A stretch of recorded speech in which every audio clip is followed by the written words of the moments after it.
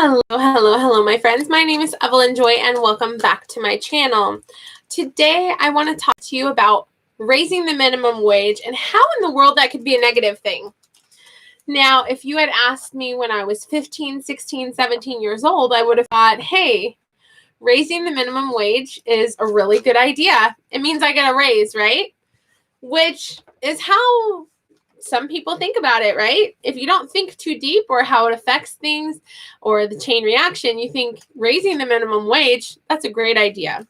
Another thing a lot of times you'll hear from politicians is you'll hear politicians talking about the upper class, about the rich, business owners as these like selfish, greedy people. And that may be true of some, but once again, I don't like painting the same brush of everyone. And one group of people who has been suffering a lot during this pandemic and lockdown time has been small business owners. And I can't help but think there's several groups of people I think of being affected by the minimum wage raising. One of them is people who actually are paid minimum wage. One of them is business owners. And one of them is people who don't have a job or money at all and how it'll affect them. Because surprisingly, it affects everyone. When you raise the minimum wage, it affects everyone. So which one should I talk about first? I'll just go down the line. First of all, the small business owners. Well, I'll talk about small business owners and big business owners, right?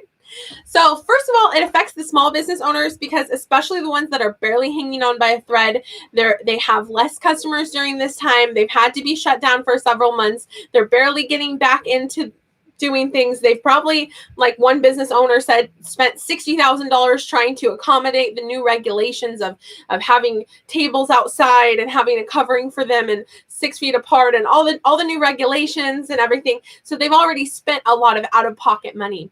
A lot of businesses, the reason Black Friday is called Black Friday is it's the one day that they're not in the red. So a lot of times they're in debt. So they have a lot of debt. So it's not that they're these greedy business owners, but they're trying to keep their heads above water, financially speaking. So for small businesses especially, I'm thinking about small business owners trying to pay everybody during a pandemic.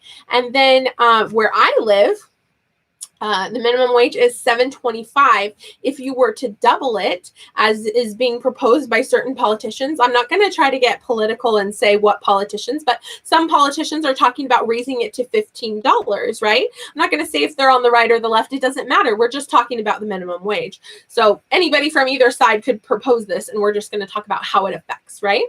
So if you were to raise the minimum wage from $7.25 to $15, no doubt those small business owners hanging on by a thread would either go out of business or have to let go half of their employees in order to keep their head above water. So what happens to those employees? They're out of jobs. So they have to look for new employment, and it's at the same time as a lot of people are losing their jobs. So one of the things they'll have to do is look for unemployment, and that may not be something that's accessible at this time. So they may lose their homes. They may be behind on their rent. They may be behind on their mortgage. This might affect their families. This may affect the suicide rate, right? So those people that are getting paid minimum wage, for some people, it's going to mean their hours get cut in half. It might mean they lose their job. It might mean a number of things, right? It might mean they just get a raise and they're so happy about it, right?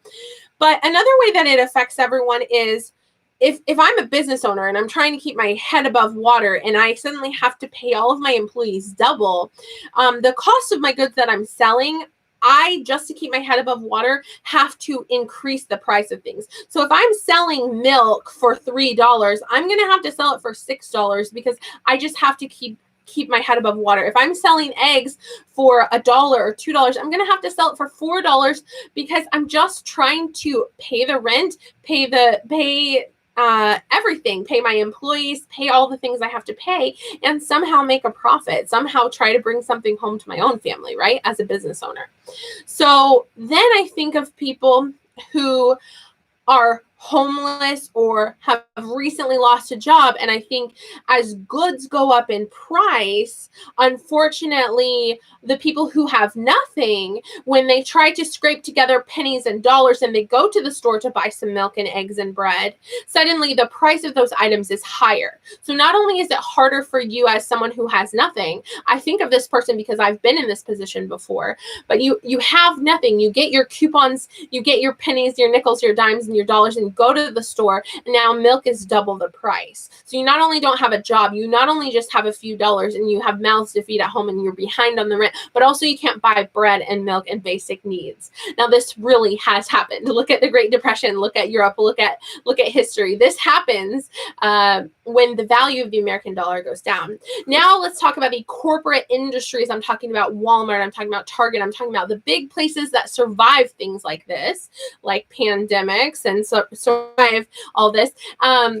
Companies that, like Kellogg's or people that make t-shirts or whatever, companies that have factories in America that make cars or whatever, each one of their employees in their factory now has to get paid double. Now there's more incentive for them to move their factory to China, where they have to pay each worker pennies on the dollar of what they pay us. And they have no child labor laws in China and no minimum wage, to my knowledge, or minimum wage is much lower. And so people can be paid, 50 cents an hour to a 12-year-old in China rather than $15 an hour to someone in America. And so we see how even the corporate people at the top, their job, if you have a company or a factory or something, and suddenly you have to pay everyone double, there's a lot more incentive to move it overseas. That's why a lot of times when you call customer service to fix your computer, the people you're talking to are in India, because the people in India can get paid less. Even working for VIPKID, I teach English online, and we're seeing a lot of those companies are trying to hire people in the Philippines and in South Africa, and they're going to pay them a lot less. And so we see that incentive of, oh, Americans have to be paid more, let's hire somebody else, right? So when I'm 15, 16, 17 years old, or when I'm an adult that doesn't think through how it affects people, raising the minimum wage from $7.25 to $15 sounds like a really great idea.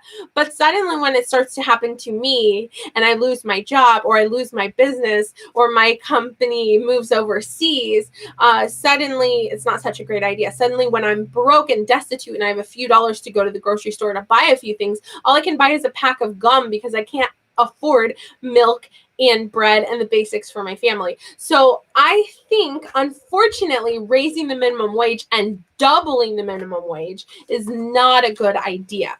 Now I want to speak to those politicians. The politicians who keep talking about this upper business owner class, that they talk about them as if they don't care at all, as if they should be taxed these high taxes, that they don't care about their employees, that they don't care about the people under them. And that may be true of some business owners, but I feel like it's more true of the politicians.